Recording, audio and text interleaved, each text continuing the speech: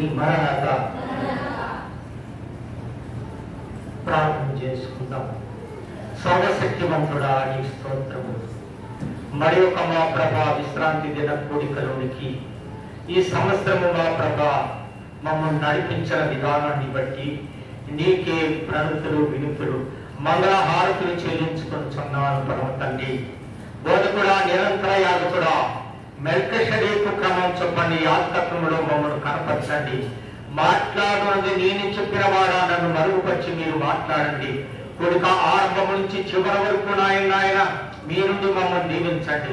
మా చుట్టూను ఆరంచుకును దేవదూతల కాపుదల కంచె దాటి మాటించి అంధకార శక్తులు ఏర్పరచండి. కరెంటును వాతావరణం అనుకూలపరచండి. ఆరంభ ప్రార్థన, ఆరాధన, వాక్య పరిచర్య, ముగింపు, దీవెన అన్నింటిలో మీరు కాబట్టి మమ్మల్ని దీవించమని మా మంచి బోధకుడైన యేసునామములో వేడుకొంచున్నాను మా పరమ తండ్రి. వాక్యం ధ్యానం చేసుకుందాం. ఈ దినమునకై ఏర్పాటు చేయబడినటువంటి వాక్య వర్తమానం లూకా సువార్త 1వ అధ్యాయం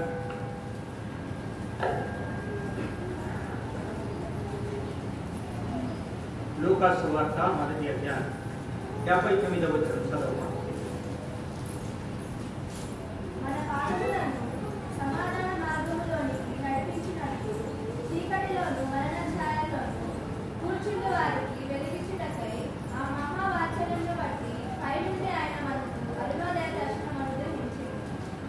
దేవుడు ఆయన వాక్యమును మన వినికిడిలో నెరవేర్పులో కనపరచుకును గాక.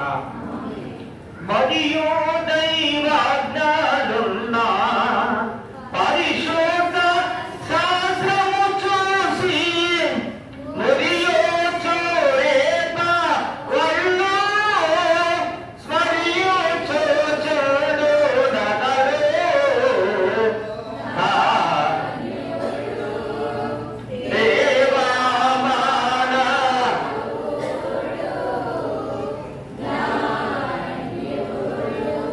జనమందు వాక్య వర్తమానము. చీకటి వెలుగు. ఈ వెలుగు చీకటి ఎలాగా మనము వెలుగులో ఉండాలా, చీకటిలో ఉండాలా, వెలుగుని ఎవరు కలగజేసిండు, చీకటి ఎలా కలిగింది అన్న ధ్యానం చేసుకుందాం.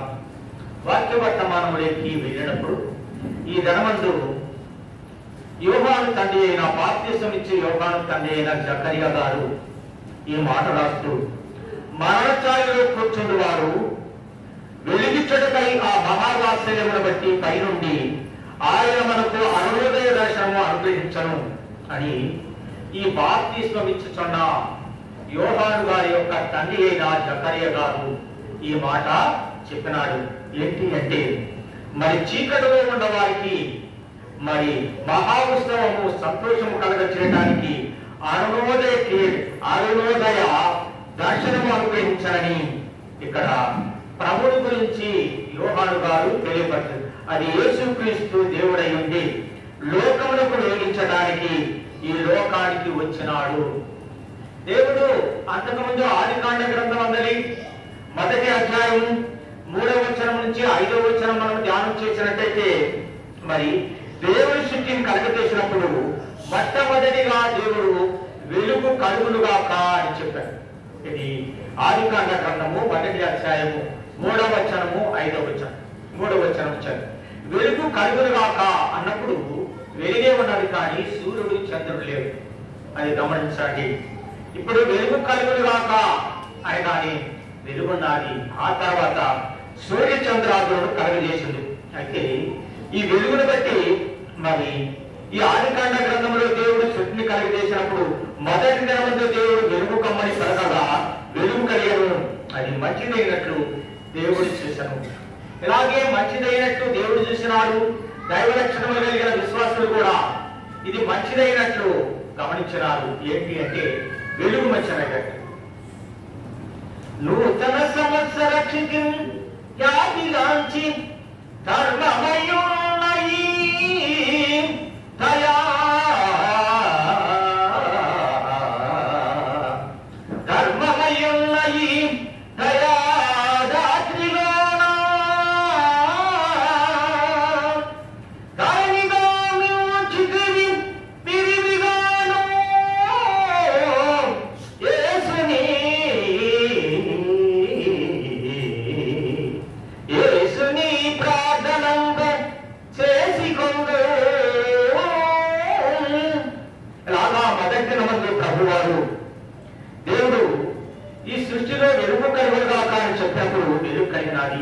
ఇది మంచిదని దేవుడు గమనించినాడు.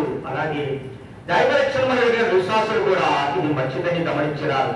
అయితే 2 కొరింథీయులకు రాసిన పత్రిక 11వ అధ్యాయము 14వ వచనంలో చూసినట్టయితే, సాతానుడు వెలుగు దోషవేషము వేసి నేను కూడా వెలుగునై ఉన్నాను అని సాతానుడు తాను తెలియపరుచుకుంటున్నాడు.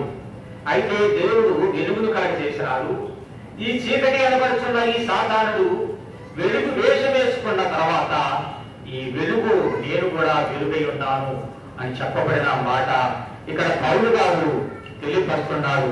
లోకము మరి ఈ విధంగా లోకములో సాతాను వేసిన వెలుగుదూత వేషాన్ని బట్టి మరి దాన్ని అనుసరించే లోక సంబంధులంతా కూడా చీకటిని అనుసరించి చీకటిని మరి ఆ సాతానును అనుసరించి చీకటిని అనుసరించి ఆ దానిని ప్రేమించేవారు కొంతమంది ఉన్నారు. వెలుగును అనుసరించి వెలుగును ప్రేమించేవారు మరి కొంతమంది ఉన్నారు. ఆదికాండ గ్రంథము 1వ అధ్యాయం 4వ వచనం నుంచి 5వ వచనముల వరకు చూసినట్టయితే, దేవుడు వెలుగును చీకటిని వేరుపరచను. దేవుడు వెలుగులకు పగలనియు చీకటికి రాత్రనియు పేరు పెట్టను.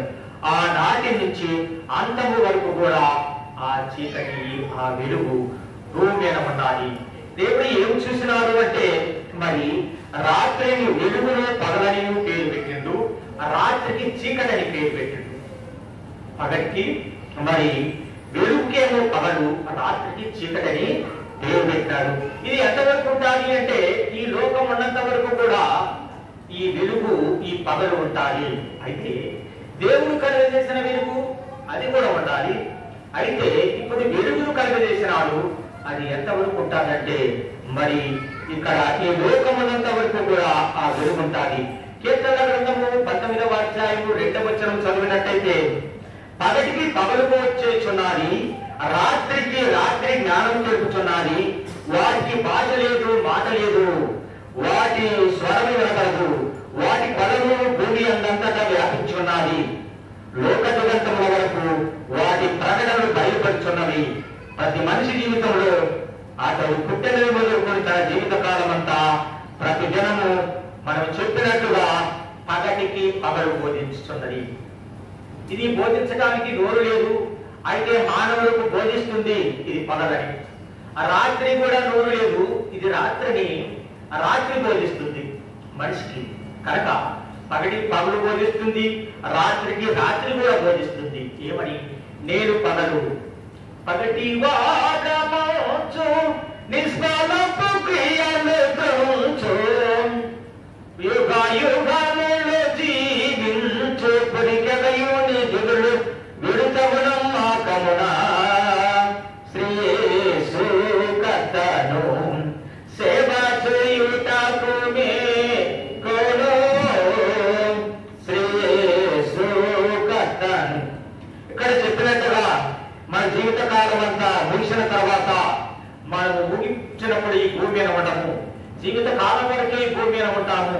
ఆ తర్వాత భూమి మీద మనకుండదు, భూమి దేవుడు లేకుండా చేస్తాడు. కనుక ఇక్కడ ప్రకటన గ్రంథము 22వ అధ్యాయము 5వ వచనంలో చెప్పబడిన మాట ఏమై ఉన్నదంటే, చంద్రమ్మ ప్రకటన 22:5, రాత్రికి ఎన్నడూ ఉండదు, దీపకాంతి అయినను సూర్యకాంతి అయినను వారికి అక్కరలేదు, దేవుడైన యెహోవా వారి మీద ప్రకాశించను, వారు యుగ యుగములు రాజ్యము చేయదు. ఎవరు వీరు? యుగ యుగములు రాజ్యం చేసేవాళ్ళు. రాత్రిక ఉండదు, పగలు. ఇక అలాగే చూసినట్టయితే దీపకాంతి అయినను సూర్యకాంతి అయిన ఉండదు. సూర్యుని పుట్టించరాడు, చంద్రుని పుట్టించరాడు దేవుడు. ఇక అలాగే కరెంటు లైట్లు ఉన్నాయి. మరి ఇలాంటి ఏవి కూడా అప్పుడు ఉండవు. ఎప్పుడు ఉండవంటే యుగ యుగములు కూడా ప్రభు వారు రాజ్యము చేసే ప్రజలను బట్టి అప్పుడు ఏముండవంటే మరి చీకటి ఉండదు, రాత్రి ఉండదు. అలాగే చూసినట్టయితే దీపకాంతి మనం పెట్టుకున్న కాంతి ఉండదు. ఎప్పుడంటే యుగ యుగములు రాజ్యము చేయుదురు వారు. ఇప్పుడు సూర్యకాంతి వారికి అక్కర్లేదు, దేవుడైన ప్రభువే వారి మధ్య ప్రకాశించు. ఇప్పుడు ప్రకాశించింది సూర్యుడు చంద్రుడు, రేపు ప్రకాశించేది రేపు. ఇప్పుడు యుగ యుగాలు కూడా దేవుడితో మనం ఉన్నప్పుడు అప్పుడు మరి దేవుడు ఏం చేస్తాడంటే ఈ సూర్యుని చంద్రుడిని లేకుండా చేసి ఆయనే వెలుగయి దేవుడు మరి ప్రభువే వారి మీద ప్రకాశించును అన్న మాట రాయబడింది కదా ప్రకటనలో 22:5. కాబట్టి ఇప్పుడు పగలు ప్రకాశిస్తాది. ఎప్పుడు అది అంటే యుగ యుగములు. ఎప్పుడు అది అంటే తీర్పు అయిపోయిన తర్వాత. ఇప్పుడు 7 సంవత్సరాల శ్రమకాలమందు జరిగే పెళ్లి విందులు ఆ 7 సంవత్సరాలు ఒకసారి జరిగిపోగా తరువాత 1000 సంవత్సరాల పరిపాలన ఉంటుంది. 1000 పరిపాలన అయిపోయిన తర్వాత ప్రజలకు తీర్పు కాలం ఉంటుంది. తీర్పు కాలంలో ఇక చీకటిలోకి వెళ్ళేవారు మరి అలాగే వెలుగులోకి వెళ్ళేవారు వారి నిర్ణయాన్ని బట్టి ఈ లోకంలో వారి వారి ప్రవేశం ఉంటుంది. కాబట్టి ఇక్కడ యుగ యుగములు కూడా దేవుడితో ఉండాలనుకుంటే మరి ఇక రేపు ఈ యొక్క వెలుగు ఉండదు, సూర్యుడి నుంచి వచ్చే వెలుగు ఉండదు. కాబట్టి యుగ యుగములు దేవుడే వారితో కూడా వెలుగై ఉండి వారిని వెలిగిస్తాడు. కాబట్టి అప్పుడు ఆ కాలంలో తీర్పు తీర్చే కాలంలో ఇక ఉండవలసిన అవసరం లేదు. దీపకాంతయ్యను సూర్యకాంతయ్యను ప్రకటన రెవల్యూషన్ గ్రంథంలో చెప్పబడిన వాటింది. ప్రకటనలో సూర్యకాంతి అవసరం లేదు, అలాగే మరి దీపకాంతి అవసరం లేదు. ఈ రెండింటిని కూడా తీసివేసి దేవుడైన ప్రభువే వెలుగుగా ఉంటాడు కనుక దేవుడు వెలుగై ఉన్నాడు. తెలివి గలిగించు నాలో దివ్యగా వెలిగించు, తెలివి గలిగించు నాలో దివ్యగా వెలిగించు, నీ కలిగిన భాగ్యము లానిటినా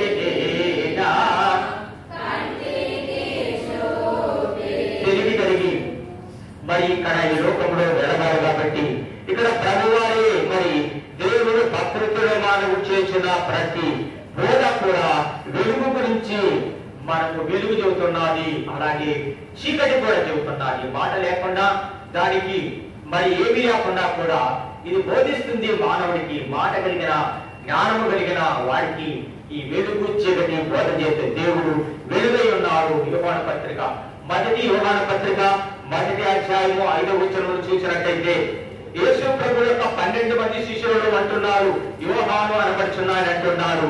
ఆయన మాకు బోధించిన, ఆయన మాకు ప్రకటించిన వర్తమానం ఏమై ఉన్నాడంటే దేవుడు వెలుగై ఉండెను. ఏమని చెబుతున్నాడు ఈ శిష్యుడు? 12 మంది శిష్యులు ఒక శిష్యుడైన వారు దేవుడు వెలుగై ఉన్నారు అన్నది గమనించాలా. కాబట్టి దేవుడు వెలుగై ఉన్నాడని బోధిస్తూ ఆయన యందు ఏ మాత్రము చీకటి ఉండదు. ఎవరి యందు చీకటి లేదు, దేవుడి యందు చీకటి లేదు. దేవుడు ఎవరై ఉన్నారు? దేవుడు వెలుగై ఉన్నారు. ఆయన ఏమాత్రం ఏమి లేదు, చీకటి లేదు. కాబట్టి చీకటి లేని వాడు దేవుడు, వెలుగై ఉన్నవాడు దేవుడు. అయితే ఇక్కడ మనం చూసినట్టయితే మరి ఇలాగ చెబుతూ మరి ఈ యొక్క యోహాను పత్రికలో 1వ అధ్యాయం 15వ వచనంలో చెబుతూ మరి నీకు ప్రకటించు వర్తమానమేమనగా దేవుడు వెలుగై ఉన్నాడు, ఆయన యందు ఏమాత్రము చీకటి లేదు. ఆది యందు దేవుడు, ఆరో దేవుడు భూమి మరి అనుదినము కూడా దేవుడు భూమి ఆకాశములను సృజించి కలగజేసినప్పుడే ఆదికాండ గ్రంథము 1వ అధ్యాయము 14-15 వచనంలో చూసినట్టయితే 4వ దినమున భూమిని 4వ దినమున మరి సూర్యుడిని చంద్రుడిని కలగజేశాడు. ఇక్కడ సూర్యుడు ఇప్పుడు ఎన్నో రోజు వచ్చిండు, చంద్రుడు ఇప్పుడు ఎన్నో రోజు వచ్చిండు ప్రకాశించడానికి లోకానికంటే 4వ రోజు వచ్చిండు. అర్థమవుతుందా? 4వ రోజు వచ్చినప్పుడు అప్పుడు ఎవరు ఉన్నారు లోకములో వెలుగు? ఆ 3 రోజులు దేవుడే కదా, దేవుడు వెలిగే కదా కదా. ఇప్పుడు సూర్యుడిని కావాల్సింది దేవుడు కలగజేసినాడు లోకానికి, చంద్రుడిని కావాల్సింది కలగజేసినాడు. యుగ యుగాల్లో కూడా దేవుడికి ఏమైనది? వెలుగున్నది. కాబట్టి వెలిగించడానికి మళ్ళా 4వ దినం ఏం చేసినాడంటే ఆదికాండ గ్రంథము 1వ అధ్యాయం 14-15 వచనం 19వ వచనం చూసినట్టయితే మరి 4వ దినమున భూమికి వెలిగించుటకై సూర్య చంద్ర నక్షత్రములను చేసినారు. అప్పటి నుండి మాత్రమే మానవులకు వెలుగు అనేది ఉన్నదని తెలిసింది. అంతకు ముందే ఆయన మన ఊహకందని ఆ కాలమందే దేవుడు ఏమై ఉన్నాడంటే అనాది కాలంలో మన ఊహకు అందరి కాలంలో దేవుడు ఏమై ఉన్నాడంటే వెలుగై ఉన్నాడు. కనుక ఇప్పుడు సూర్యుని వల్ల వెలుగు, చంద్రుని వల్ల రాత్రిలో వెలుగు మనం చూస్తున్నాము. అయితే అంతకు ముందే దేవుడు వెలుగై ఉన్నాడు. పేతురు గ్రంథము 2వ పేతురు గ్రంథం 3వ అధ్యాయం 10-13 వచనములు చూసినట్టయితే ఈ భూమాకాశంలో సూర్య చంద్రుడు గతించిపోయి ఆ తర్వాత మరి ఏం జరుగుతున్నాడంటే ప్రకటన 22:5 చూసినట్టయితే మరి విలువైనను దేవుని దగ్గరకు ఇక్కడ 22:5 ప్రకారమును విలువైనను దేవుని దగ్గరకు వెళ్తాము అన్నమాట. ఈ వెలుగు ప్రకారముగా వెలుగై ఉన్న దేవుని దగ్గరికి మనం వెళ్తాము అన్నమాట రాయబడ్డాది. అంతకుముందు మనం చూసినట్టయితే ఏమని చెప్పినారు, మనకు ఊహకందరి కాలంలో ఏమన్నాదంటే వెలుగున్నది.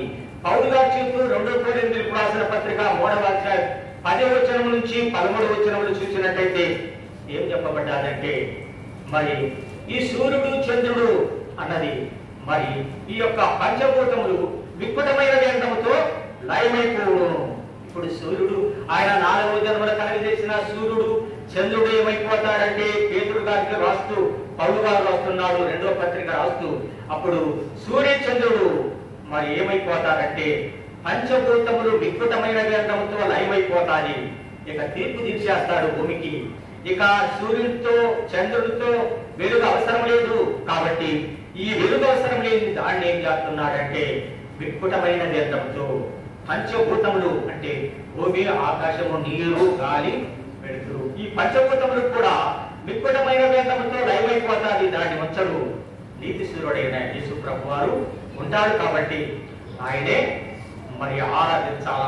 దేవుడు ముందు చాడలో భక్తులు తవట తన ఇష్టులైన సన్నిధాన భక్తులు. ఆ విధంగా దేవుడి వెలుగు మనము పొందాలా. నిర్గమకాండ గ్రంథంలో 34వ అధ్యాయంలో మరి 29:33 వరకు చూసినట్టయితే మోషే సినాయి పర్వతం దగ్గర ఉన్నప్పుడు అక్కడ మోషే ముఖము ప్రకాశించింది. యెహోషువయంతా కూడా చూడలేకపోయినారు. కారణమేంటి? సూర్యుడి వల్ల వచ్చిన కాంతి ఆయన లేకొచ్చింది, చంద్రుడి వల్ల వచ్చిన కాంతి ఆయన లేకొచ్చినప్పుడు అప్పుడు సూర్యుడు చంద్రుడు ఉన్నారు కానీ ఎవరి కాంతి ఆయన ముఖము లేకొచ్చింది? దేవుడి కాంతి కదా. కనుక దేవుని ఆశ్రయించుడు, దేవుని గణపరుచున్నాడు, దేవుని దగ్గర ఉన్నాడు కనుక ఆ సన్నిధిని బట్టి ఈయన ముఖము ప్రకాశించింది. లోకములో మరి లోకము చీకటిలో ఉన్నది అన్నమాట.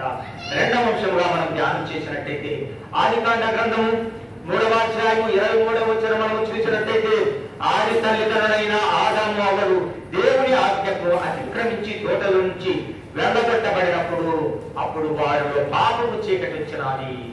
ఎందుకు వెళ్ళగొట్టబడ్డారు ఆదాము అవరు అంటే వారు పాపం చేసినారు, దేవుని మాట ఇల్లేదు, దేవుని ధిక్కరించినారు. దేవుని మాట వినడందువల్ల ఏదైనా వనములు మరి అక్కడ కావలించి ఏదైనా వనములో నుంచి వారిని వెళ్ళగొట్టాల్సి వచ్చింది. దేవుడే వారిని పుట్టించినప్పుడు, దేవుడే ఏదైనా వనములో ఉంచినప్పుడు, ఆయన రూపం ఇచ్చినప్పుడు, ఆయన ఆత్మ ఇచ్చినప్పుడు దేవుణ్ణి మర్చిపోయి ఆజ్ఞ తీరినప్పుడు దేవుడికి కూడా బాధే కదా.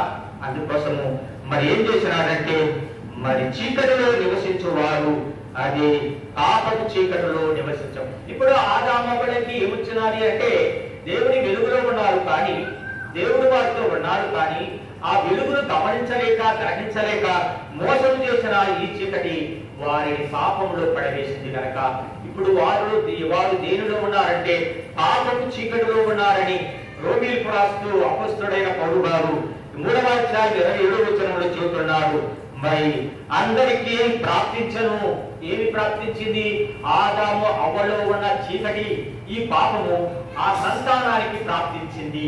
కాబట్టి ఈ విధంగా మరి మనకు కూడా ఆ చీకటి అనే ఆ పాపము మనకు కూడా ప్రాప్తించింది అని పౌలు గారు బోధ చేస్తున్నాడు. ఎఫెసీయులకు రాసిన పత్రిక 5వ అధ్యాయం 8వ మనం చూసినట్టయితే మీరు పూర్వము చీకటే ఉండేది, ఇప్పుడైతే ప్రభువునందు వెలుగై ఉన్నారు. పౌలు చెబుతూ పూర్వకాలము మీరు ఏమై ఉన్నారంటే ఆదాము నుంచి వచ్చిన మానవులారా మీరంతా కూడా చీకటై ఉన్నారు. ఆయన మరి ఆజ్ఞని మీరున్నారు, పాపం చేసినారు కాబట్టి ఇప్పుడు చీకటి పాపాన్ని బట్టి మనం ఏం గమనించాలంటే చీకటి వారం అని గమనించాలా. పాపం ఎవరి జీవితంలో ఉంటుందో నీవు ఎంత దాచిపెట్టుకున్నా నీవు చీకటి మనిషివే, నీవు పాపం మనిషివే. కాబట్టి ఇక్కడ పౌలు చెబుతూ ఎఫెసీయులకు రాసిన పత్రిక 5:8 చెబుతూ మీరు పూర్వమందు చీకటి ఉండిరి, ఇప్పుడైతే ప్రభువునందు వెలుగై ఉన్నారు. ఈ మాట చెబుతున్నాడు పౌలు గారు. చెబుతూ అప్పుడు పూర్వ సంగతి చెబుతున్నాడు, ఇప్పటి సంగతి కూడా చెబుతున్నాడు. పూర్వం ఆదాములో నుంచి వచ్చిన పాపాన్ని బట్టి ఆ సంతానంలో ఉన్న వారందరికీ కూడా చీకటి ఉన్నారు. ఇప్పుడు యేసు ప్రభు వారు వచ్చినారు కాబట్టి ప్రభువునందు వెలుగై ఉన్నారు. ప్రభువులు ఏమున్నది? వెలుగున్నది. కాబట్టి దేవుడిలో వెలుగున్నది కాబట్టి దేవుడి దగ్గరికి వచ్చేవారు, వెలుగును వెంబడించేవారు, దేవుడిని వెంబడించేవారు వెలుగు బిడ్డలుగా కనపడ్డారు. దేవుని వెంబడిస్తున్న మోషే సినాయి పర్వతం దగ్గర ముఖమేమైంది? ప్రకాశించింది, వెలుగొచ్చినది. వెలుగు బిడ్డగా ఆ మంచి చెడ్డలు గమనించే బిడ్డగా కనపడుతున్నాడు. యెషయా గ్రంథము 60వ అధ్యాయం 2వ వచనం మనం చదివినట్లయితే భూమి నీ చీకటి కమ్మి ఉన్నది, కట్ట చీకటి జనములు కమ్మి ఉన్నది అని ఉన్నది. ఆ జనములో నిజమైన దేవుడిని నమ్ముకోవడం అనేది మానవులకు అజ్ఞానముగా ఉన్నది. అయితే ఇక్కడ ఏం చెప్తున్నారు అంటే భూమి చీకటిని కమ్మి ఉన్నది. దేవుని మరి నమ్మకుండా వారి విషయంలో ఏమై ఉన్నదంటే భూమిని చీకటి కమ్మి ఉన్నది, కటిక చీకటి జనములను కమ్మి ఉన్నది అన్నారు.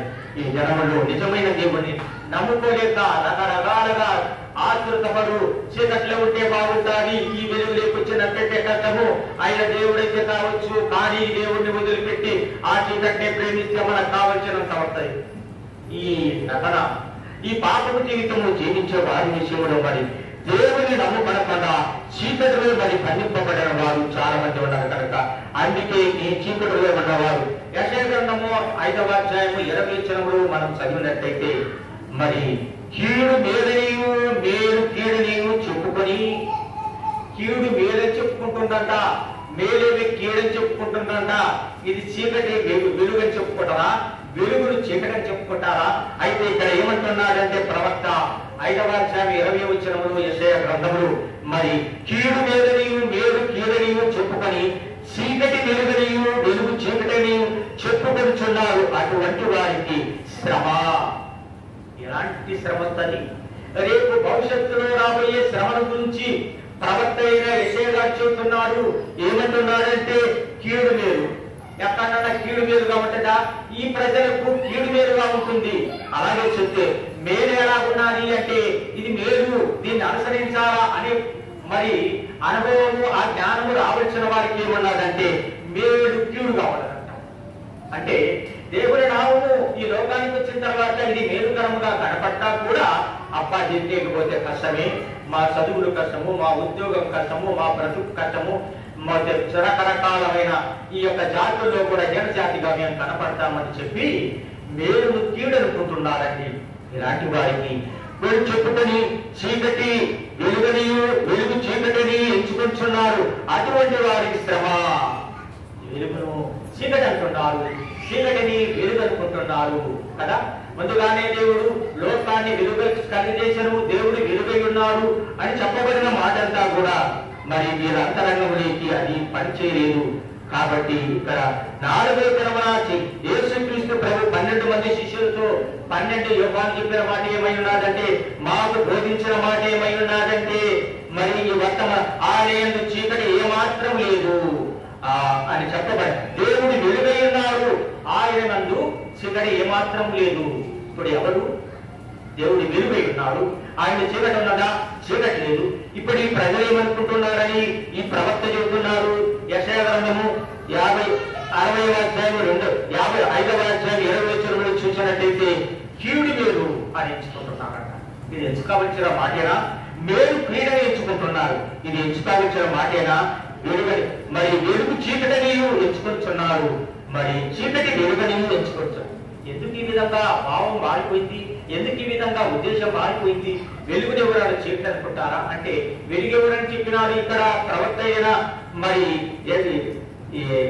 మొదటి యోహాను సువార్తలోని 1వ అధ్యాయం 5వ వచనంలోకి వచ్చినప్పుడు శిష్యులైన వారు ఏం చెబుతున్నాడు? యేసు ప్రభు వారు వెలుగై ఉన్నారని ఆయన చెప్పినాడు, ఈ లోకమును నేను వెలుగై ఉన్నానని. ఇప్పుడు ఇదేమి ఏమనుకుంటున్నారు అంటే యేసు ప్రభునే చీకటి అనుకుంటున్నారా? అంతే భావం. అయితే చీకటి ఏమనుకుంటున్నారు? చీకటి కలగజేసిన వాళ్ళు ఏమనుకుంటున్నారు? వెలుగు అనుకుంటున్నారు. వాడు చీకటి వాడు సాతాన్ని ఏమనుకుంటున్నారు? లోకము అబ్బాయి ఈడే మనకు కావాల్సింది, దీని వల్లనే మనకంతా లోకంలో అంతా అనుభవించవచ్చు అని చెప్పి చీకటి వాడిని ఏమనుకుంటుండ్రు? వెలుగు అనుకుంటుండ్రు. వెలుగు కలగజేసిన దేవుణ్ణి వెలుగైన దేవుని ఏమనుకుంటుండ్రు? చీకటిని భ్రమపడుతున్నాడని యెషయా గ్రంథము 5వ అధ్యాయము 2వ వచనం. ఇది చాలా విచారకరమైన విషయమై ఉన్నది కనుక మరి అంధకార సంబంధమైన అధికారముల నుండి విడుదల చేసి తాము ప్రేమించిన తమ కుమారుని యొక్క రాజ్య నివాసులుగా చేసెను. ఎలాగా దేవుడు చేశాడు? పరసరాసిన పత్రిక 1వ అధ్యాయం 13వ వచనములు చూసినట్టయితే ఈ విధంగా దేవుని కుమారుని యొక్క రాజ్యానికి హక్కుదారులుగా చేసిండు. ఎవరిని అంటే వెలుగును ప్రేమించే వారిని, అంటే దేవుని ప్రేమించే వారిని, లోకాంధకారంలో ఉన్న వారికి ఇలాగా తెలియడానికి దేవుడు ఈ లోకానికి వచ్చాడు. 1 పేతురు గ్రంథము 2వ అధ్యాయం 9వ వచనంలో మనం చదివినట్టయితే మీరు చీకటిలో నుండి ఆశ్చర్యకరమైన తన వెలుగులోనికి మిమ్మును పిలిచిన వారి గుణాతిశయములు ప్రసరణ చేయగలని ఈ మాట రాయబడింది.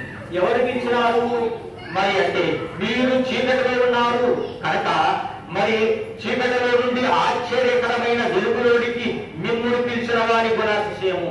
ఎవరు పిలిచినాడు? వెలుగై ఉన్న దేవుడు పిలిచాడు. ఎవరిని పిలిచినాడు? వెలుగులో ఉండే వారిని పిలిచినాడు. కాబట్టి ఏం చేయాలి? మనము ప్రచురణ చేయాలా? ఏం ప్రచురణ చేయాలా అంటే ఆయన రక్షణ గుణాతిశయములు, ప్రేమ, న్యాయము, పవిత్రత, వెలుగు, జీవము, సర్వ వ్యాపకత్వం అనబడుతున్న శుభలక్షణాలు కదా. కనుక వీటన్నిటిని కూడా ప్రసరణ చేయాలా? ఈయన మా దేవుడు, ఆయన జీవం ఉన్నది, ఆయన వెలుగై ఉన్నాడు, ఆయన మరి జ్ఞానమై ఉన్నాడు. ఈ అన్నిటిని కూడా ఆయన ఎంతే గుప్తమై ఉన్నాయని రుజువుపరచాలా. అలాంటి మరి రుజువు చేయాలంటూ 1 పేతురు గ్రంథము 2:9 చెప్పబడిన మాట మనం గమనిస్తున్నాము. తెలియదు కాబట్టి 2 అంశాలు చెప్పుకొని ముగించుకుందాం. ఎలాగ చూసినట్టయితే మరి ముగింపులు ఇచ్చినట్టయితే ఇక్కడ చీకటిలో ఉన్నవారు మరి లోకయాత్ర తర్వాత మరి చీకటిలోకి వెళ్తారు. ఇక్కడ ఎవరు ఉన్నారు? యేసు ప్రభు వారు వెలుగై ఉన్నారు అని చెప్పబడిన మాట మనం గమనిస్తున్నాము. అయితే చీకటిలో ఎవరున్నారు? చీకటిలో ఉన్నవారు చీకటిలోకి పోతారు, అలాగే వెలుగులో ఉన్నవారు వెలుగులోకి పోతారు. కాబట్టి 1 యోహాను సువార్త 1వ అధ్యాయం 9వ వచనంలో చెప్పబడిన మాట ఏమై ఉన్నది అంటే మరి నిజమైన వెలుగు ఉండను, అది లోకంలోనికి వచ్చను, ప్రతి మనిషిను వెలిగించుచున్నది. వెలుగున్న దేవుని ఉద్దేశం ఏమై ఉన్నది అంటే ప్రతి మనిషిని వెలిగించుట. ఇది ఎక్కడ ఉన్నది అంటే మరి లోకములో మరి చెప్పబడి మరి నిజమైన వెలుగు ఉండను, అది లోకములో ఉండను. ఈ విధంగా లోకములో ఉన్నది నిజమైన వెలుగు అన్నమాట మరి చెప్పం. సందర్భంలోకి వచ్చినప్పుడు ఉపమానంగా చెబుతూ మత్తయి సువార్త 3వ అధ్యాయం 44వ వచనంలోకి వచ్చినప్పుడు దాచబడిన ధనాన్ని గురించి చూడాలి. ఇక్కడ దేవుని ధనము అనబడుచున్న ఆ ధనాన్ని దాచబడితే ఆయన కడుగుని దాని కొరకు ఆయన సమస్తమును అమ్మి, అదే కదమ్మా దాచబడిన ధనం, అలాగే సమస్తాన్ని అమ్మి ఏం చేసినాడంటే ఆయన కలిగిన సమస్తాన్ని కూడా అమ్మేసి ఆయన తుది రక్త బిందువు కూడా వారి కోసమే హెచ్చించి విడుదల చేసినాడు. అలాంటి దేవుడే లోకములోనికి వచ్చను. ఎవరు? వెలుగై ఉన్న దేవుడు లోకము మనిషిని వెలిగించుచున్నది. వెలుగై ఉన్న దేవుని ఉద్దేశము మనిషిని వెలిగించాలా. ఇప్పుడు మరి సూర్యుడిలో నుంచి సూర్యుడు వెలుగుగా కనపడుతుంది, చంద్రుడు వెలుగుగా కనపడుతుంది, మోషే ముఖము వెలుగుగా కనపడుతుంది. ఇప్పుడు మనుషులు ఏ విధంగా కనపడాలంటే వెలుగు బిడ్డలుగా కనపడాలా, అంటే చీకటి లేని వారిగా కనపడాలా. చీకటి అక్కడ యుగముడు ఆయన తీర్పు తీర్చిన తర్వాత అక్కడ చీకటి ఉంటుందా? ఉండదు. కాబట్టి ఎవరు ఉంటారంటే యుగముడు తీర్పు తీర్చిన తర్వాత యుగముడు కూడా వెలుగులో ఉంటారు. వెలుగు ఎవరై ఉన్నారు? ప్రభు అయి ఉన్నారు. కనుక అక్కడ చీకటి ఉంటుందా? ఇక చీకటి ఉండదు. దేన్ని ప్రేమిస్తాం? నేను దేన్ని ప్రేమిస్తాం? అదే కదా తెలివిని కలిగించు. చీకటిగా ఉన్న మరి చీకటి కార్యాలయమై ఉన్నారంటే మరి ఈ ఒక్కొక్కరు చీకటిలో ఉండటకు ఆయనకి ఇష్టం లేదు కనుక మనిషిని వెలిగించాలనుకున్నాడు. చీకటి అనగా దొంగతనము, వ్యభిచారము, త్రాగుడ, లంచగొడితనము, జోదము, అబద్ధము, ఇవన్నీ కూడా చీకటి కార్యములు. కనుక ఈ చీకటిలో ఉన్నవారు చీకటి ప్రేమిస్తాడు. చీకటి ఏమి చెబుతున్నది? నీవు చీకటిలో ఉన్నావు, నన్ను ప్రేమిస్తున్నావు, నీ కార్యములన్నీ ఇలా ఉన్నాయి, నీవు చీకటి వారి గనక ఈ కార్యములు నీలో ఉన్నాయి, నీవు చీకటి మనిషివని హెచ్చరిస్తుంది. మాటకి హెచ్చరించకపోయినా కార్యాన్ని బట్టి హెచ్చరిస్తుంది. వెలిగేమని హెచ్చరిస్తున్నది, నీలో దొంగతనం లేదు, వ్యభిచారం లేదు, త్రాగుబోతనం లేదు, లంచగొడ్డి లేదు, అబద్ధం లేదు, అక్రమం లేదు, అవిధేయత లేదు. నీ వెలుగై ఉన్నావు అబ్బాయి, నీ వెలుగు అని చెబుతుంది. ఈ వెలుగు ఏం చెబుతుంది? ఆ మనిషికి నీ వెలుగై ఉన్నావు అని బోధ చేస్తున్నది. అలాగే తప్పిపోతే అబ్బాయి నువ్వు తప్పిపోతున్నావు అని వెలుగు హెచ్చరిస్తాది. నువ్వు తప్పిపోతున్నావమ్మా, నువ్వు తప్పిపోతున్నావయ్యా, జాగ్రత్తగా అని వెలుగు ఏం చేస్తాది? హెచ్చరిస్తాది. చీకటం చేస్తాది, నీవు నాలో ఉన్నావు, చీకటిలో ఉన్నావు, చీకటి కార్యము నీలో ఉన్నది, కాబట్టి నీవు చీకటి మనిషివని హెచ్చరించడం మొదలు పెడుతున్నది. కనుక ఏ విధంగా ఉంటాము? దేవుడు ఆరాధి దేవుడై ఉన్న దేవుడు వెలుగై ఉన్నాడు, లోకమును వెలిగిస్తూ ఉన్నాడు, చీకటి కూడా ఉన్నది. నేనేమంటున్నది, నేను కూడా వెలుగై ఉన్నానని మారువేషం వేసుకొని మోసం చేసి ప్రజల్ని ఏం చేస్తున్నా అంటే వెలుగై ఉన్న దేవుడి దగ్గర నుంచి వారు వశపరుచుకుంటున్నారు. కాబట్టి తెలివిని కలిగిన వారు ఎవరు కూడా వారి వశములోకి వెళ్ళరు. కాబట్టి ఇప్పుడు వెలుగు నింపగాలంటే స్తోత్రం మోస చేసిన పనేగా. ఏం చేసిండు మోస? సీనాయి పర్వతం దగ్గర దైవ సన్నిధిలో దేవా నాకు కనపడి నాతో మాట్లాడని చెప్పినప్పుడు 40 లక్షల కాల్వడం అన్నది మోస అని మోసాన్ని ఎన్నుకొని ఆ కొండ దగ్గర కూర్చోబెట్టి దేవుడు ప్రత్యక్షమై దేవుడు మాట్లాడటం మొదలుపెట్టినాడు కదా. ఇదంతా వెలుగు కార్యము. అలాగే ఆయన ముఖం ఏమైంది? ఆ ముఖ చర్మం ఏమైంది? మానవ ముఖ చర్మము దేవుడు ఆయనలోనికి వచ్చినప్పుడు ప్రకాశించింది. దేవుడు ఏమన్నది? వెలుగున్నది. వెలుగున్నది కాబట్టి మోసరేఖం వచ్చింది, నేను లోకమునకు వెలుగై ఉన్నాను, మీరు లోకమునకు వెలుగై ఉండి అని చెప్పిన ప్రకారంగా ఈయన వెలుగు బిడ్డగా ఉన్నాడు. కనుక మొదటి యోహాను పత్రిక యోహాను సువార్త 3వ అధ్యాయం 19వ వచనం చెప్పినట్టే ఇటువంటి వారు వెలుగులోనికి రారు. ఎలాంటి వాళ్ళు? ఈ లంచగుండులు, త్రాగుబోతులు, దొంగలు, వ్యభిచారులు, క్రూరులు, నరహంతకులు వెలుగును ఆశ్రయించరు. అదే సంతోషము. కానీ చీకటి ఏం చెబుతుంది? నీవు చీకటిలో ఉన్నావు నా మానవుడు, ఆ జాగ్రత్త.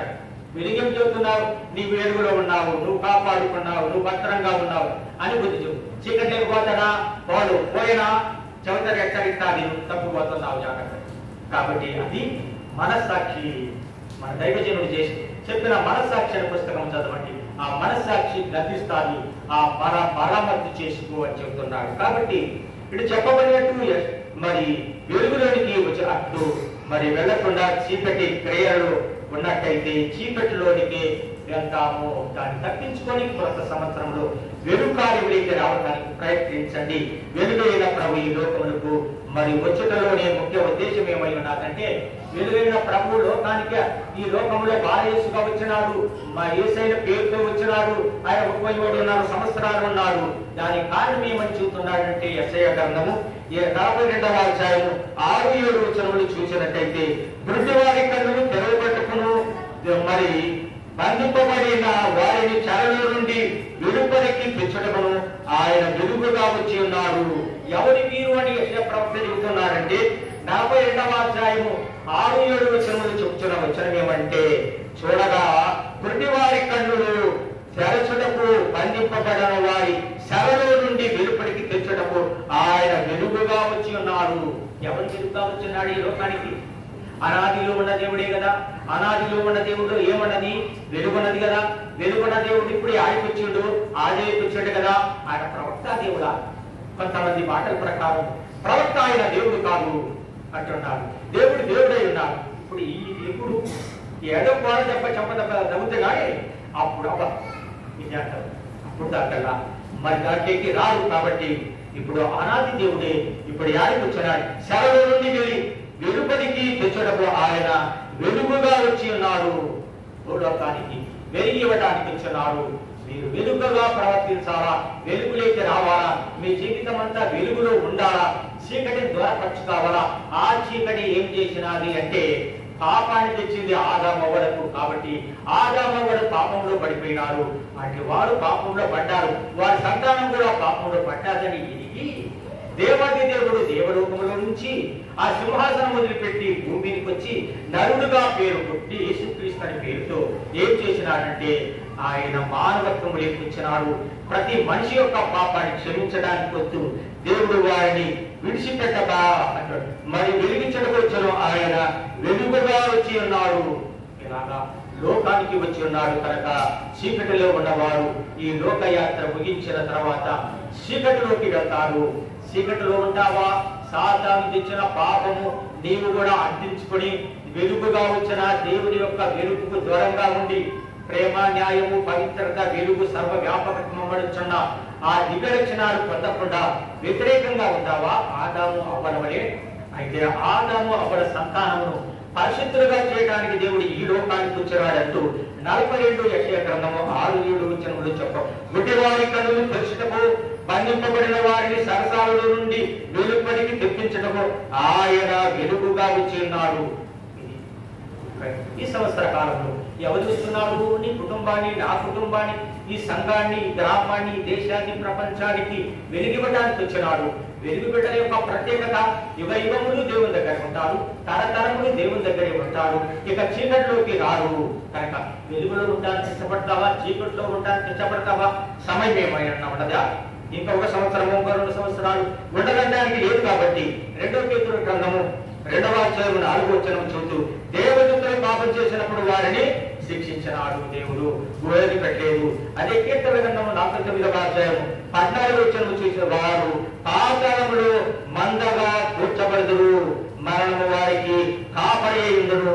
ఈ చీకటిలో ఉన్న వారి విషయంలో ఈ విధంగా కాపాడి పట్టుకొని చీకటిలోకి లాక్కొని పొంది నీకెంత బలం ఉండొచ్చు, నీకెంత సంపద ఉండొచ్చు, నీకెంత మరి బలగం ఉండొచ్చు, అక్కడ నీవు వదిలిపెట్టుకోవడానికి వడగాదు.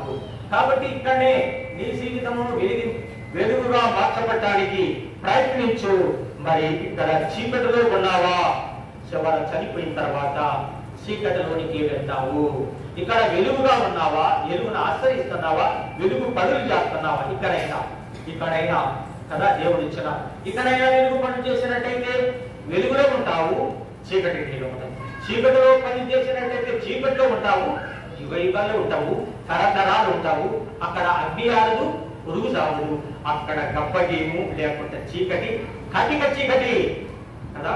ఎలాంటి చీకటి నుంచి కాపాడటానికి దేవుడు ఈ లోకానికి వచ్చినాడు. కాబట్టి ఆయన వెలుగైన దేవుణ్ణి నువ్వు ఆశ్రయించు. ఆది లేనప్పుడు, ఏదియూ లేనప్పుడు దేవుడంటదిగానే దేశిల్లే బలము, పవిత్రత, వెలుగు, జీవము, ప్రేమ, ఆయంతరహితమాయన కల. దేవదూతలు లేరు, భూమి లేదు, దివి లేదు, సూర్య చంద్రులు లేదు, చుక్క లేదు, రాను లేడా, రాను లేడు, సగము శూన్యముగా నుండి సప్పుడన్న మాటయే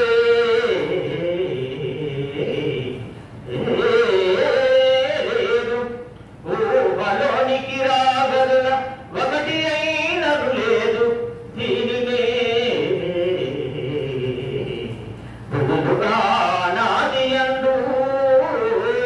అనాదిలో దేవుడు వెలుగుగా ఉన్నాడు, అనాదిలో ప్రస్వగిస్తున్నాడు, మహిమలు ఉన్నాడు. దేవునికి మహిమ కలుగును గాక. అలాగా దేవుడు ఇక్కడ చీకటిలో, అలాగే చూస్తే వెలుగులో ఉన్న వారి విషయం మనం చూసినట్టు భూమి మీద ప్రభు ద్వారా వెలిగింపబడిన వారు వెలుగులో నడుస్తారు, వెలుగై ఉంటారు, వెలుగులో ప్రకాశిస్తారు, ఇతరులను వెలిగిస్తారు, చీకటిని దేశిస్తారు, జ్యోతుల వలె ఈ లోకములో ప్రకాశిస్తారు. యుగ యుగములు ప్రభుత్వం కూడా ఉంటారు. ఇది వెలుగుతో ఉండే జీవితము.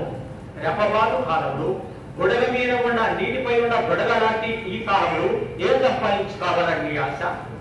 చీకటి సంపాదించుకుంటావా? వెలుగు సంపాదించుకుంటావా? వెలుగు బిడ్డలై యుగ యుగాలు ప్రభుత్వం వెలుగులో ఉంటావా? ఆయన మహిమతో యుగ యుగాలు కూడా ఆ రాజ్యంలో ఉంటారు.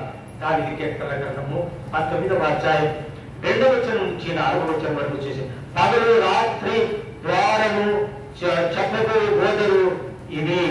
ఇతడు తమ చీకటిలోని చీకటి అనే దుష్టత్వమును విడిచిపెట్టి నీతి అనే వెలుగు మార్గములు నడిచినట్లయితే ఏం జరుగుతాడంటే రేపు యుగ యుగంలో వెలుగుతూ ఉంటారు. మత్తయి సువార్త 13వ అధ్యాయం 41వ వచనం నుంచి 43వ వచనం వరకు ధ్యానం చేసినట్టయితే ఏంటి? దుర్నీతి ధ్యానించినట్టే దుర్నీతి పరులు అగ్నిగుండములో వేయబడుదురు, అక్కడ అక్కడ ఏడుపును పళ్ళు దొరుకుతూ ఉండును.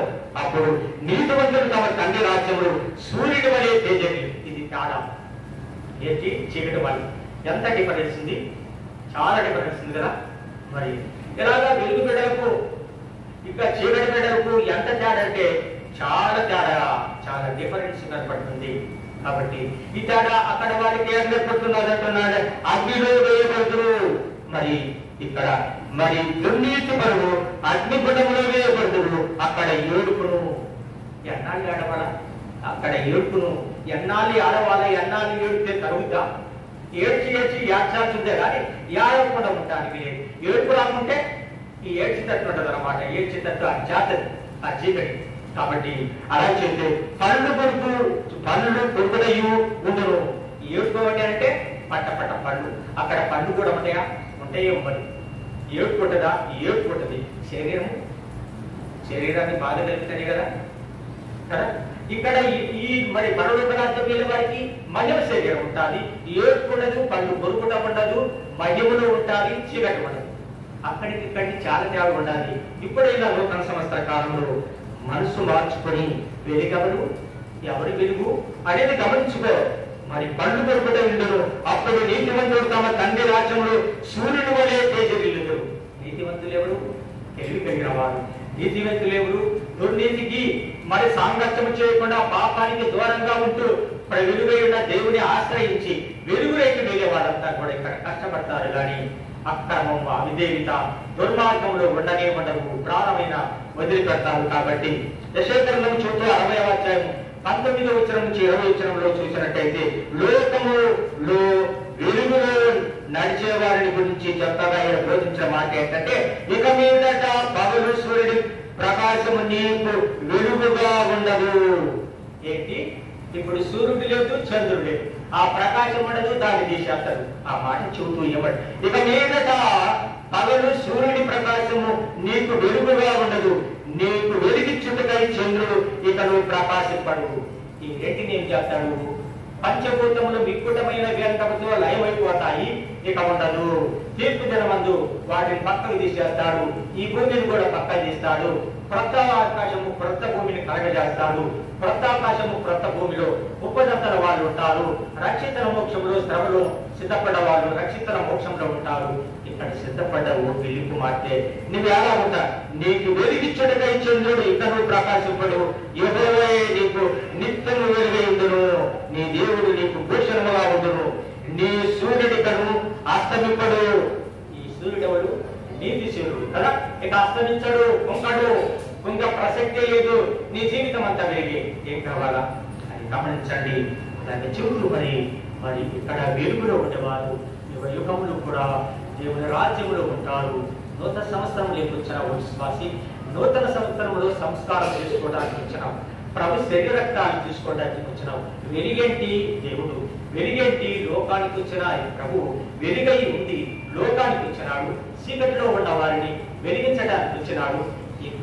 ఇక్కడ సూర్యుడు చంద్రుడు వెలుగని భ్రమపడే వాళ్లకు నీతి సూర్యుడైన ఆ వెలుగు, ఆ ప్రకాశమానము వారిని చూడలేకపోతారు. అక్కడ చీకట్లో ఉంటారు. ఏడుపు, పళ్ళు కొరుకుతా, రోదన ఉండాలి. కనుక దీన్ని తప్పించుకుంటావా? దేవుని కుమారుడా, దేవుని కుమార్తె, అందుకు కావాల్సింది మండుచున్న పొద్దు దగ్గర పోషమంటాడు. ఆ పొద్దు దగ్గర దేవుడు దిగి వస్తాడు. దేవా నాకు కనపడము, నాతో మాట్లాడు, అందరికీ కనపడము, అందరితో మాట్లాడు అనేది ఈ బైబిల్ విషయం బోధైతే నీకు నచ్చొచ్చు, నచ్చకపోవచ్చు. ఆ తీర్పు దినము నాకు ఇప్పుడు నచ్చినాదంటే కుదురుతుందా? ఆ తీర్పు దినమందు ఇప్పుడు నచ్చినాదే అంటే మళ్ళా లోకం నివాసం పుట్టిస్తారా? లేదు కదా. ఇది చివరి అవకాశము. కనుక ఈ భూమి మీద ఉండక కాలములే నీవు వెలుగు సంపాదించుకుంటావా? వెలుగు బిడ్డలై తేజనిస్తావా? చీకట్లో ఉంటావా? చీకటి సంపాదించుకుంటావా? చీకట్లో ఉండవాడికి పళ్ళు పెట్టుకును, ఏర్పును ఉంటాయి. మరి అలాగా నీతివంతులు తమ రాజ్యములు సూర్యుడు వలె మరి తేజరిల్లుతురు అన్నమాట. నీతివంతులైన మన జీవితంలో తేజరిల్లే జీవితానికి దేవుడు కనపరుస్తాడు. అందుకోసమే పరిశుద్ధాత్మ తండ్రి నాలో నీరు పడిచి, పరిశుద్ధాత్మ తండ్రి వెలుగుపెట్టగా నన్ను మరి కనపరచు అని పరిశుద్ధాత్మ దేవుణ్ణి వరపెట్టాలా. ఆ దైవ సన్నిధిలో ఉన్న వెలుగు మనలను వెలిగించే పర్యంతరము కూడా ఆయనలో ఉన్న మహామహిమ కలిగిన ఆ యొక్క ప్రకాశమానమైన వెలుగు మళ్ళెక్కొచ్చి మోసేలేకొచ్చి వెలిగించినట్టు మనం వెలిగింపబడే వారిగా మత్తయి సువార్త 25వ అధ్యాయం చెప్పినప్పుడు బుద్ధి కలిగిన కన్యకలకు వెలుగున్నది, బుద్ధి లేని వారికి వెలుగు లేదు, సిద్ధలో నింపబడలేదు, బుద్ధి కలిగిన వారి సిద్ధ నింపబడ్డాయి, తీర పెళ్లి కుమారునితో కూడా వెలుగు కలిగిన వారు వెళ్ళినారు. ఇదే దేవుని వెలుగు. నువ్వు మోసే కృష్ణనాయుడు గారు పరిశుద్ధ ఆత్మ నిపుణుల కనుక ఎంతైనా కష్టపడు. ఒక్కసారి కాదు, 2 సార్లు కాదు, 3 సార్లు అయినా సన్నిధి చేసి ప్రభు ఆత్మ పొందడానికి, వెలుగును పొందడానికి కష్టపడినట్టయితే అట్టి కృప ఈ నూతన సంవత్సర కాలంలో దేవాదేవుడు మీ అందరికీ దయచేయును కాక.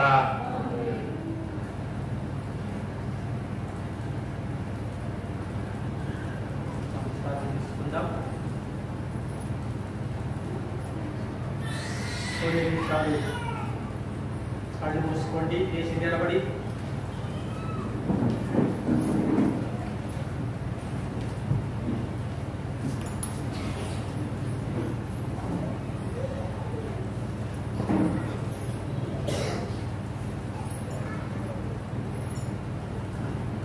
దేవా, అనాది కాలంలోనే నీ వెలుగైంది ఈ లోకములో ఉన్న మా జీవితాలను వెలిగించడానికి నేను లోకములకు వెలుగై ఉన్నానని చెప్పి, మీరు వెలుగైంది అని చెప్పి లోకాన్ని వెలిగించటానికి, చీకటిలో నుంచి దూరపరచడానికి, యుగ యుగాలు నీ రాజ్యంలో ఉంచడానికి లోకాన్ని ప్రేమించి లోకానికి వచ్చిన